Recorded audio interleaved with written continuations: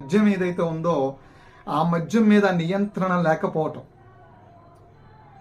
Non paid లిక్కర్తో పాటు non texted లిక్కర్ని ప్రజలకి బలవంతంగా పోసి వాళ్ళ పేగులు మార్చేసి వాళ్ళ లివర్ని చిదిమేసి చంపేసినటువంటి చరిత్ర గత 5 ఏళ్లలో జగన్మోహన్ రెడ్డికి మాత్రమే దక్కింది.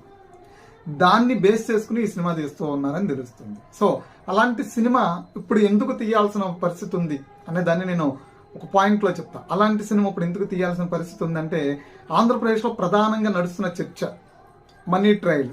లిక్కర్లో స్కామ్ జరిగింది 3,500 కోట్ల రూపాయలు.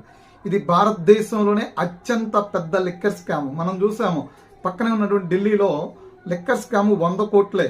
అప్పుడు ముఖ్యమంత్రి అరవింద్ కేజ్రీవాల్, అదేవిధంగా అప్పుడు ఆబ్కారీ మంత్రిగా పనిచేసిన, ఎక్సైజ్ శాఖ మంత్రిగా పనిచేసిన